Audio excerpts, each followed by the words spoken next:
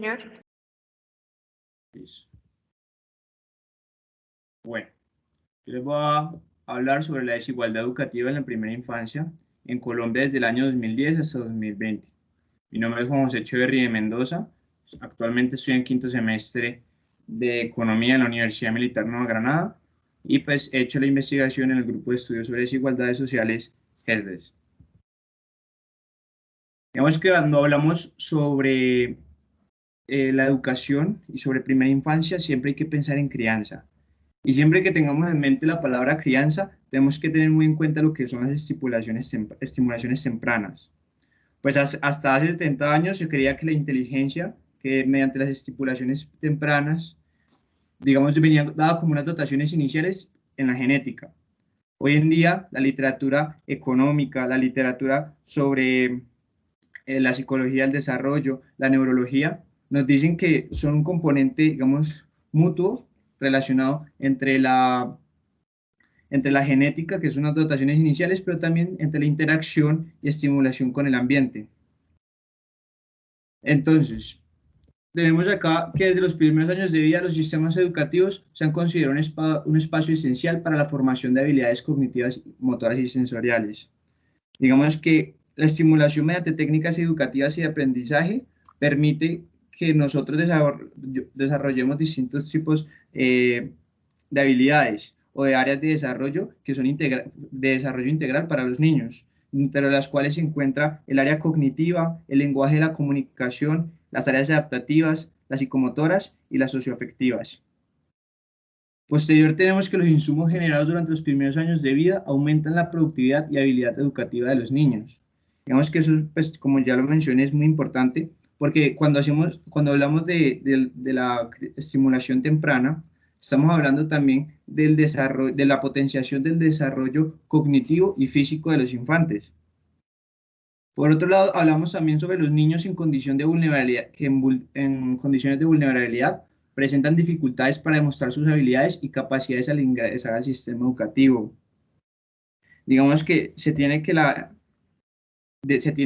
en cuenta que la incorrecta estimulación temprana puede incidir en afectaciones cognitivas y de personalidad. Y aquí, pues, cuando hablamos sobre el sistema educativo, digamos, está específicamente sobre las áreas del desarrollo cognitivo, que son las conceptuales, la de percepción, la de atención y de memoria. Por último, tenemos aquí que las políticas de primera infancia se pagan solas, pues el recaudado tributario adicional que generan los programas superó el gasto invertido originalmente. Esto es, pues, muy interesante porque habla, digamos, complementado, digamos, con lo de Heckman. Tenemos que las asistencias por parte del Estado en la primera infancia supera su costo de oportunidad. Es decir, que la plata invertida dentro de estos programas supera las inversiones que pudieran haber sido en otros programas y además deja una utilidad mayor. Recuerdo, digamos, muy bien la conferencia de UNICEF que decía que por cada dólar invertido en primera infancia se recuperan $13. Aquí en la revisión de la literatura, digamos que tenemos como primer lugar, en primer escalón, que invertir en la primera infancia mejora la calidad y el desarrollo de la niñez, aumenta la capacidad y aumenta pues, las capacidades en la edad adulta. Esto, pues, es muy importante porque, como ya lo mencioné, digamos, todo el potencial que se desarrolla de la vida adulta está directamente relacionado con la primera infancia, mediante las estimulaciones ya sean didácticas o de ejercicios. En segundo escalón tenemos para la inversión en la primera infancia, ha existido dos tipos de políticas. Los programas orientados a los padres y los programas de cuidado y educación temprana orientados a los niños. Obviamente, como ya les dije, la estimulación temprana está directamente relacionada con la crianza. Y en la crianza, pues las personas con las que más se van a relacionar los niños van a ser con sus padres. O en el caso de los centros de cuidado, pues serán con sus cuidadores. Por otro lado, nos habla Sen, algo muy interesante y además muy importante frente a la revisión de la literatura de esa investigación, es sobre el concepto de desigualdad. Pues el ponente, el autor que es muy conocido por el teorema, pues la teoría de bienestar, nos expone que no se debe tener en cuenta las desigualdades, sino los factores que generan dichas desigualdades. y cómo, digamos, las repercusiones de una mala asistencia en la primera infancia limita el desarrollo de las capacidades y limita el desarrollo de las libertades de los individuos. Por otro lado, tenemos que las características de los hogares tuvieron un impacto directo sobre el desarrollo integral. Esto es del BID, Banco Interamericano de Desarrollo, y pues nos dice que las distintas políticas que se pueden aplicar van a pues, ejercer de una u otra manera sobre los infantes. Por último, tenemos que el gobierno colombiano implementó la política de Cero para Siempre. Esto empezó en el año 2011, lo cual permitió avanzar y garantizar la atención a la primera infancia. Digamos que esa revisión de literatura recoge un poco todo lo que pues lo que voy a exponer en esta presentación, y es que efectivamente durante los últimos años Colombia ha avanzado en gran parte de cobertura y en atención a la primera infancia. Bueno, frente a las fuentes, la primera fuente que se usó y digamos la que mayor le da peso a la investigación fue el Censo de la Educación Formal, EDUC, esto es del DANE. Es una muestra en promedio de niños de 1.015.251 niños que estuvieron matriculados en preescolar para cada año desde el 2010 hasta el 2020. Nuestra segunda fuente es el Sistema Único de Información de la Niñez del Sistema Nacional de Bienestar Familiar, denominado SWIN, y pues la muestra son de 28 entidades gubernamentales que tienen sus respectivas subentidades y vigencias anuales. Bueno, en este estudio se utilizó un diseño metodológico de tipo descriptivo con un enfoque cuantitativo. Y para el análisis de las bases de datos utilizamos el software de RStudio y ArcMap para la visualización. Bueno, acá en los resultados, en el gráfico 1, el de la izquierda, tenemos la deserción escolar en la primera infancia en el área urbanas y rural. Y en la derecha tenemos la asistencia escolar en primera infancia en las áreas urbanas y rurales. Digamos, el color azul representa la urbana y el color naranja las rurales. Si observamos en las deserciones, digamos que ha sido en su mayoría rurales, hubo una baja de las deserciones en el año 2014, pero digamos está directamente relacionado también con el nivel de asistencia que se tuvo en el mismo año. Esto pues está directamente relacionado con se debe al cambio de las participaciones en la modalidad de instituciones. Esto fue mediante direcciones gubernamentales. Esto es decir, que se cambian o se estipula cuáles van a ser las nuevas centros de desarrollo integral para la primera infancia. Entonces, tanto las deserciones pues, van a ir disminuyendo, así como las asistencias, pero fue más que todo por cambios de la política pública. Y pues a lo largo se ha visto también como hay una gran diferencia entre la zona urbana y la zona rural.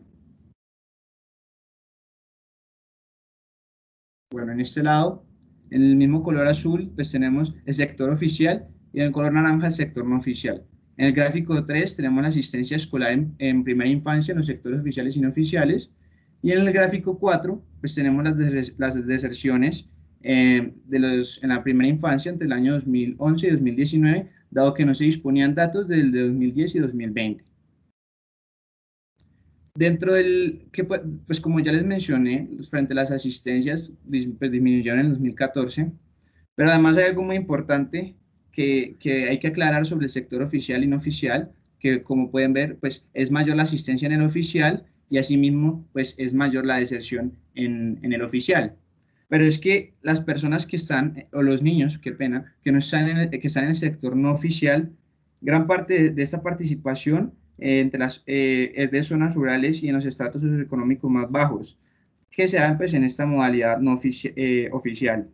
Perdón, no, las personas que están en la zona rural y en los estratos socioeconómicos más bajos se dan en la modalidad oficial, mientras que los estratos socioeconómicos más altos y específicamente en la zona urbana son en su totalidad de la zona del sector no oficial.